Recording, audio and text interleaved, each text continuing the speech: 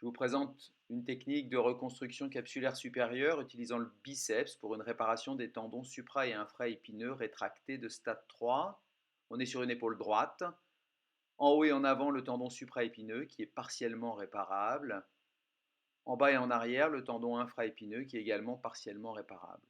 Une simple réparation pourrait faire craindre une re-rupture sur cette rupture massive.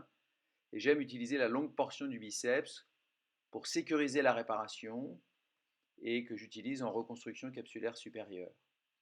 Une encre antéromédiale va permettre de fixer le biceps à la grosse tubérosité.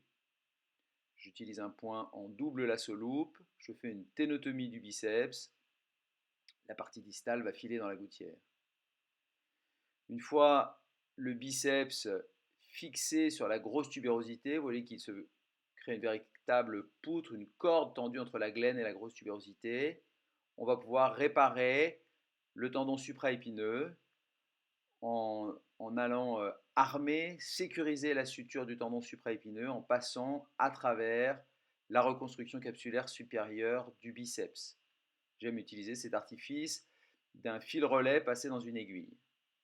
Voilà pour l'encre antéromédiale. Il y aura une encre postéromédiale pour une réparation partielle de l'infraépineux. Vous voyez qu'il persiste un gap entre les tendons supra et infraépineux qu'on va pouvoir fermer par des points bord à bord en allant sécuriser cette suture en passant à travers la reconstruction capsulaire supérieure.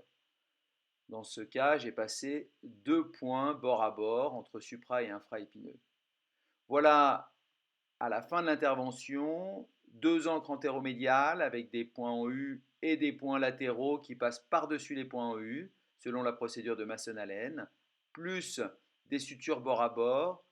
Et je pense que la reconstruction capsulaire supérieure va sécuriser, armer en quelque sorte, notre réparation de coiffe chez ce patient qui avait une rupture massive des tendons supra et infraépineux.